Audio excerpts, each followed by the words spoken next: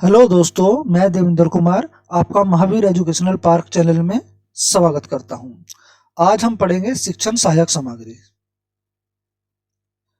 शिक्षण सहायक सामग्री ऐसी सामग्री या साधन जिसका प्रयोग करके शिक्षक बालक को शिक्षण अधिगम की दिशा में आसानी से आगे बढ़ाता है, उसे शिक्षण सहायक सामग्री कहते हैं। जैसे बालक की अधिकतम ज्ञानेंद्रिय को सक्रिय करना।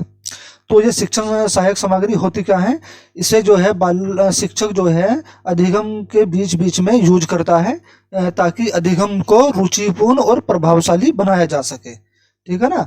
और ये जो होता है, जैसे अध्ययन के दौरान पाठ्य सामग्री को समझाते हुए शिक्षक जिन जिन सामग्रियों का प्रयोग करता है वह शिक्षक सहायक सामग्री होती हैं।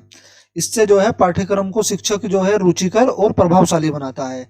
ये शिक्षण सहायक सामग्री होती है टीएलएम, इन्हें टीएलएम भी बोलते हैं शॉर्ट फॉर्म में, और इंग्लिश में कहते हैं इसे टीचिंग लर्निंग मटेरियल। ठीक है। जिसमें पहली शिक्षण सहायक सामग्री है दृश्य शिक्षण सहायक सामग्री, जैसे पत्र पत्रिकाएं, फ्लैनल बोर्ड, फिल्म स्ट्रिप, मूक चित्र, सामपट, सामपट को बोलते हैं ब्लैक बोर्ड, है ना, या किसी चीज का मॉडल आदि। और ये इस तरह का जो बोर्ड होता है ये होता है फ्लैनल बोर्ड। इसमें जो ये एक लकड़ी का बोर्ड होता है और इसमें जो कागज के कुछ पीस काट के लगा दिए जाते हैं, इसे बोलते हैं फ्लैनल बोर्ड। और ये है पत्रिकाएं। तो दृश्य शिक्षण सामग्री वह सामग्री होती है ना जिससे जो है बच्चा देखकर अधिगम प्राप्त करता है, देख के अधिगम सीखता है। ठीक है ना। मतलब जिससे बच्चा देखकर, सिर्फ देखकर, सुनकर नहीं, सिर्फ देखकर अधिगम ग्रहण करता है, देखकर सीखता है, उसे बोलते हैं दृश्य शिक्षण सामग्री। और इनके अलावा जो है दृश्य शिक्षण सामग्री होती है मानचित्र, वास्तविक पदार्थ, कोई भी वास्तविक पदार्थ हो जिसे देख के बच्चा सीख सकता हो तो वो दृश्य सामग्री में आता है। ठीक है। फिल्म स्ट्रिप, ये सब दृश्य शिक्षण सामग्री है। अगली शिक्षण सहायक सामग्री है हमारी श्रव्य शिक्षण सामग्री। श्रव्य का मतलब होता है, श्रव्य को कह सकते हैं सुनना, जिससे बच्चा सुनकर ज्ञान प्राप्त करता हो, सुनकर सीख सकता हो, वो होती है श्रव्य शिक्षण सामग्री। जैसे हमारा ग्रामोफोन जो है ये होता है, ये इस तरह से। ठीक है ना। इसमें जो है हम रिकॉर्ड करके भी सुन सकते हैं। वो लिग्वाफोन ये होता है हमारा, और ये होती है रेडियो। ठीक है ना। ये श्रव्य शिक्षण सामग्री है जिससे सिर्फ सुनकर ज्ञान प्राप्त किया जाए, वो होती है श्रव्य शिक्षण सामग्री। इसके अलावा जो है भाषा प्रयोगशाला, है ना, भाषा प्रयोगशाला या स्टूडियो रिकॉर्डर, ये सब जो है श्रव्य शिक्षण सामग्री है। ठीक है। अब आती है हमारी दृश्य श्रव्य शिक्षण सामग्री। ये वे शिक्षण सामग्री होती हैं जिससे जो है बच्चा देख और सुन, मतलब देखता भी है और साथ में सुनता भी है, वो देख और सुनकर ज्ञान प्राप्त करता है, उसे बोलते हैं दृश्य श्रव्य शिक्षण सामग्री। ठीक है। यह वह सामग्री होती है जिससे शिक्षक बालक की अधिकतम ज्ञानेंद्रियों को सक्रिय करके पढ़ाते हैं। ठीक। जैसे कठपुतली जो है हमारी, ध्यान रखना, दृश्य से वो नहीं है शिक्षण सामग्री, ये है दृश्य श्रव्य शिक्षण सामग्री। ठीक। और कंप्यूटर, टीवी, ये हमारी दृश्य श्रव्य शिक्षण सामग्री में आते हैं। और इससे जो है अलग है मल्टीमीडिया कैप्सूल। ये क्वेश्चन आया हुआ है कि दृश्य श्रव्य सामग्री की मतलब कौन सी है, उसमें ऑप्शन में मल्टीमीडिया कैप्सूल भी था। ठीक है ना। तो मल्टीमीडिया कैप्सूल जो है दृश्य श्रव्य सामग्री है। और टेलीविजन, चलचित्र, नाटक, जैसे बच्चे नाटक करके सीखते हैं या स्टेज पर नाटक करते हैं, वो भी दृश्य श्रव्य होता है। किसी चीज का रोल प्ले, प्रयोगशालाएं, है ना, ये सब जो है दृश्य श्रव्य शिक्षण सामग्री है।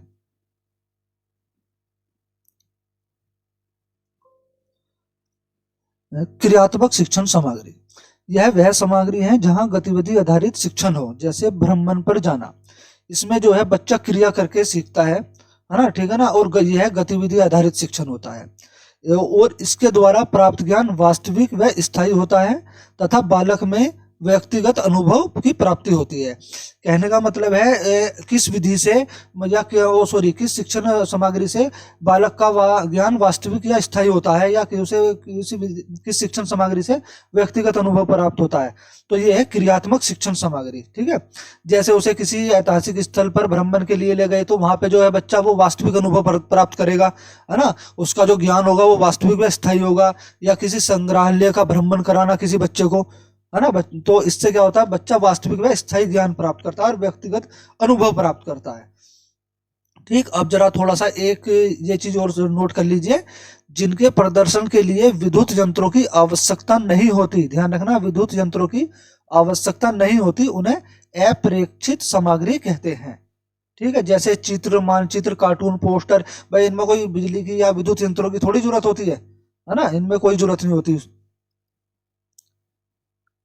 और इसके अंतर्गत जो सामग्री, जिन सामग्री के लिए विद्युत यंत्रों की आवश्यकता होती है, उन्हें बोलते हैं प्रक्षेपित सामग्री।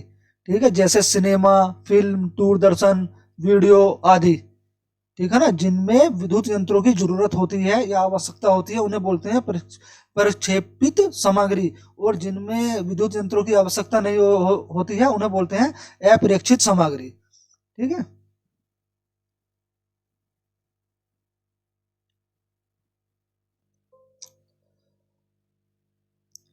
पर्यावरण शिक्षण की समस्याएं। तो इसमें सबसे पहली समस्या है शिक्षण संबंधी समस्याएं। शिक्षण संबंधी समस्या में है दोषपूर्ण पाठ्यक्रम, शिक्षण विधि, शिक्षक का व्यक्तित्व, गृह कार्य की अधिकता या शिक्षकों का अभाव। कहने का मतलब है, आजकल जो किताबों में आता है, वो जो पाठ्यक्रम होता है वो दोषपूर्ण होता है, उसमें परिभाषाएं, कठिन शब्दावली होती है। ठीक है ना। और शिक्षण विधि, शिक्षण विधि भी पर्यावरण शिक्षण की समस्या है, क्योंकि हर शिक्षक जो है हर शिक्षण विधि को का सही उपयोग नहीं कर सकता। ठीक है ना। और शिक्षक का व्यक्तित्व, ठीक है ना, कोई मतलब जो हर शिक्षक जो है बच्चे को, वो बच्चे को सही रूप से नहीं पढ़ा सकता है ना, डांटना, मारना, ये सब नहीं करना चाहिए। ठीक है ना। तो शिक्षक का व्यक्तित्व भी एक पर्यावरण शिक्षण की समस्या है। और गृह कार्य की अधिकता, टीचर जो है आजकल क्या करते हैं, बच्चे को सारा का सारा होमवर्क एक एग्जाम्पल कराया और सारा घर के लिए दे दिया। ठीक है ना। तो इससे क्या होता है, बच्चा उससे ऊब जाता है, उस विषय से ऊब जाता है। ठीक है, गृह कार्य की अधिकता से। और शिक्षकों का अभाव, भाई शिक्षकों का अभाव तो खैर है ही है, शिक्षकों की कमी यानी। ठीक, अब दूसरी परेशानी है, समस्या है विद्यार्थी संबंधी परेशानी। ये थी शिक्षण संबंधी परेशानी, अब है विद्यार्थी संबंधी परेशानी। विद्यार्थियों से क्या क्या परेशानी उत्पन्न होती है शिक्षण में। तो बच्चों का घर से गृह कार्य न कर कर लाना, कक्षा से भाग जाना, है ना, कक्षा कार्य में बालक का पिछड़ना, मतलब टीचर काफी आगे जा चुका है, जैसे मान लो किसी सब्जेक्ट का टीचर ने 5-6 चैप्टर करा दिए और बच्चा अभी दूसरे या तीसरे पे ही है ना, तो इसे बोलते हैं कार्य में पिछड़ना। अनुशासनहीनता या अन्य बालक को तंग करना, ये सभी जो है विद्यार्थी संबंधी समस्याएं हैं। सामाजिक और आर्थिक संबंधी समस्याएं, जाति, धर्म, व्यवहार, क्षेत्रीयता, ये सब जो है सामाजिक व आर्थिक संबंधी समस्याएं हैं। पाठ्य सहगामी संबंधी समस्या, ठीक है ना, ये जो होती हैं, ये इनका जो है समय पर आयोजन होना बहुत जरूरी है, लेकिन ये समय पर आयोजन नहीं हो पाती। तो पाठ्य सहगामी जो क्रियाएं हैं वे कौन कौन सी हैं, वो होती हैं, देखो जैसे विद्यालय में कक्षा कक्ष में शिक्षण के साथ साथ अन्य क्रिया कराएं, खेल, संगीत, अभिनय आदि कराएं, है ना। और जो है जैसे पाठ्य सहगामी क्रिया में जो है विद्यार्थी के शारीरिक, मानसिक और नैतिक और सामाजिक विकास भी सहायक है। ठीक है, पाठ्य सहगामी क्रियाएं जो है विद्यार्थियों के शारीरिक विकास, नैतिक और सामाजिक विकास में सहायक होती है। और पाठ्य सहगामी क्रियाएं जो हैं ये दो प्रकार की होती हैं, है ना, ये आंतरिक पाठ्य सहगामी क्रियाएं और बाह्य पाठ्य सहगामी क्रियाएं। आंतरिक में क्या है, होता है जो विद्यालय में कराई गई क्रियाएं हैं, और बाह्य जो है जो बाहर ले जाकर कराई गई क्रियाएं हैं। ठीक, तो आंतरिक पाठ्य क्रियाएं में नाटक, संगीत, नृत्य, चित्रांकन, रंगाई, सजावट, ये सब आता है। ठीक है ना। और जो बराहा पाठ्य शाखा में क्रियाएं हैं, उसमें जो होता है सामूहिक परेड, है ना, सामूहिक ड्रिल, योग, व्यायाम, क्रिकेट, फुटबॉल या बास्केटबॉल खिलाना, है ना। और हाथ मतलब जैसे सामूहिक प्रार्थना कराना, सुबह की सभा कराना, ये सब जो है बराहा पाठ्य शाखा में क्रियाएं होती हैं। देखो, जो सबसे पहली समस्या है शिक्षण की पाठ्य सहगामी संबंधी समस्या में, वो है प्रातःकालीन सभा की। जैसे प्रातः सभा, कालीन सभा में क्या है, बच्चों के जो है मतलब बच्चों को वो मौखिक अभिव्यक्ति करानी चाहिए, है ना, जिससे बच्चों के विचार का आदान प्रदान हो। इससे क्या होता है, बच्चों में मौखिक अभिव्यक्ति की बढ़ती है ना, मौखिक अभिव्यक्ति कौशल की का विकास होता है इससे। ठीक है ना, समाचार पढ़ना, इससे भी जो है बच्चों में मौखिक अभिव्यक्ति बढ़ती है और मौखिक कौशल का विकास होता है, बोलना कौशल का विकास होता है। भाषण देने से भी जो है मौखिक अभिव्यक्ति और भाषण को उसका भाषण कौशल का विकास होता है। और वाद विवाद प्रतियोगिता से मतलब है बच्चे को एक ऐसा टॉपिक देना, किसी को मतलब कोई निबंध या किसी को कोई ऐसा टॉपिक दे दिया, जैसे मान लो जनसंख्या पर कोई एक टॉपिक दे दिया जनसंख्या, तो बच्चे उसमें जो है आपस में एक दूसरे से प्रश्न करेंगे, वाद विवाद करेंगे, है ना। तो ये प्रतियोगिता जो है करानी चाहिए, लेकिन आजकल समय के अभाव को देखते हुए शिक्षक जो है ये सब प्रतियोगिता नहीं कराता, ठीक है ना। बल्कि ये प्रतियोगिता बहुत ज्यादा इंपॉर्टेंट होती है, क्योंकि इससे जो है बच्चे में तर्क वितर्क करने की क्षमता का विकास होता है।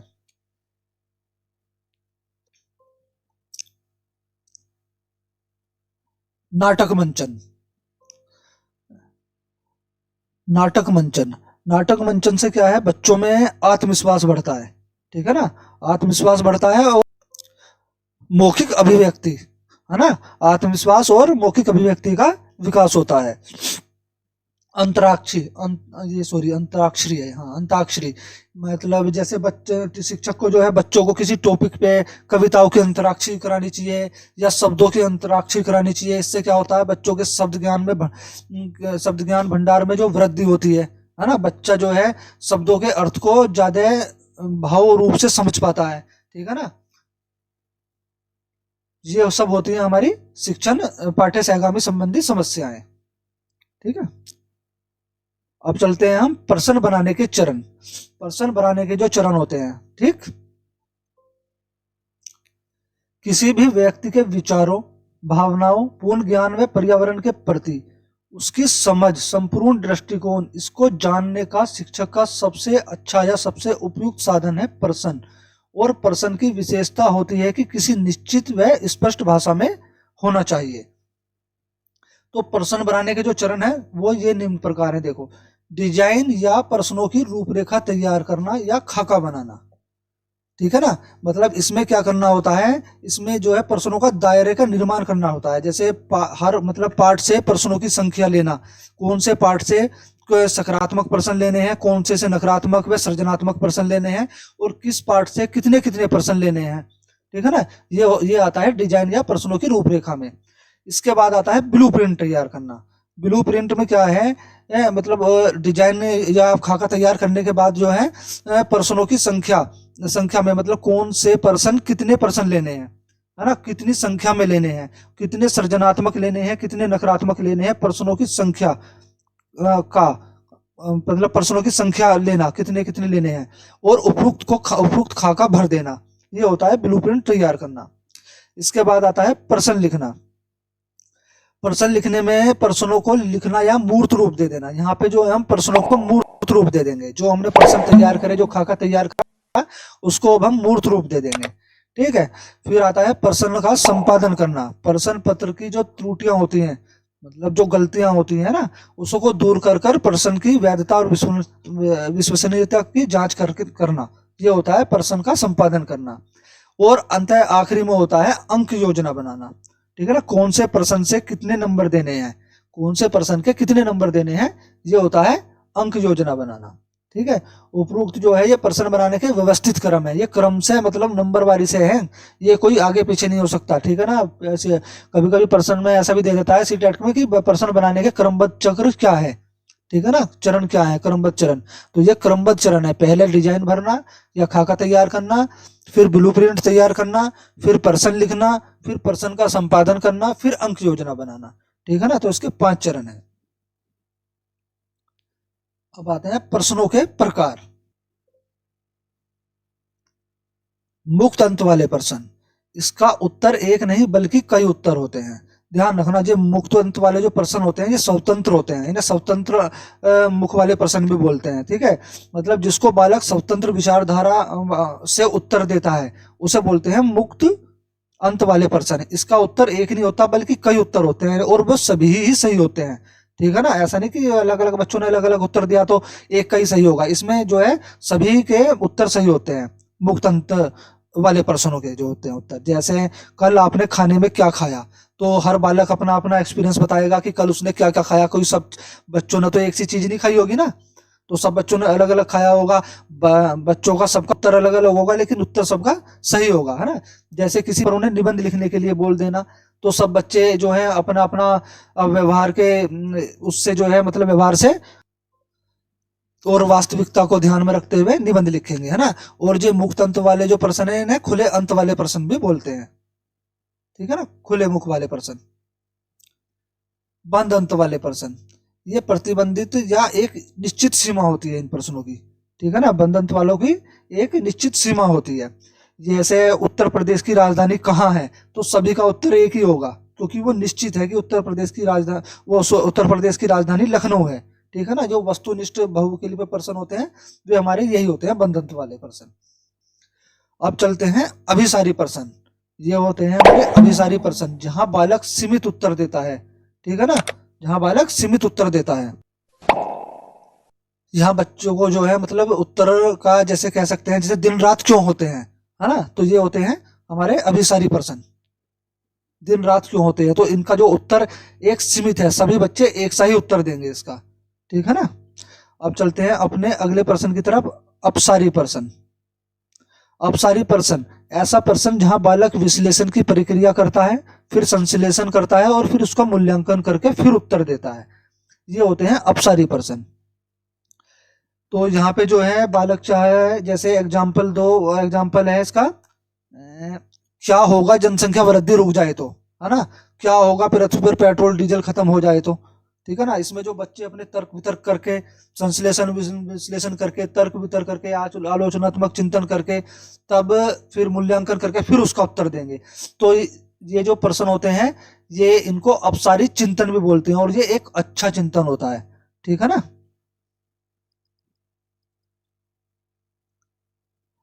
अगला प्रश्न है हमारा तथ्यात्मक प्रश्न। जो प्रश्न का प्रकार है तथ्यात्मक प्रश्न, जिस प्रश्न का उत्तर नपातुला हो, तथ्यों पर आधारित हो, है ना, या निश्चित उत्तर होता है, उसका उत्तर, जिसका उत्तर तथ्यों के आधार पर देता है, तो वे तथ्यात्मक प्रश्न होते हैं। जैसे कह सकते हैं माउंट एवरेस्ट की ऊंचाई कितनी है, ठीक है ना। तो सबको पता है ये एक तथ्य है, इसकी नपाई तुलाई हुई है, तो ये तथ्य के आधार पर है कि माउंट एवरेस्ट की ऊंचाई जो है 8,800 मीटर या कुछ जो भी है, 4,800 मीटर कुछ है ना, इतनी होती है। अगला प्रश्न है हमारा मूल्यांकन प्रश्न। वह प्रश्न जिसका उत्तर बालक तुलना करके देता है या अंतर करके देता है, वो होता है मूल्यांकन प्रश्न। जैसे शाकाहारी एवं मांसाहारी भोजन में क्या अंतर है, ठीक है ना। इसका बच्चा मूल्यांकन करके, तुलना करके, तब अंतर करके, तब जो है इसका उत्तर देगा। सजीव व निर्जीव में क्या अंतर है ना। ये इस तरह के जो प्रश्न होते हैं, ठीक। अगर आपको हमारी वीडियो पसंद आई हो तो प्लीज सब्सक्राइब, लाइक, शेयर जरूर करें। और आज के लिए इतना ही। कल जो है हम अपनी अगली वीडियो में जो है कुछ टैग वर्ड्स देखेंगे और वन लाइनर क्वेश्चन करेंगे, ठीक है ना। धन्यवाद।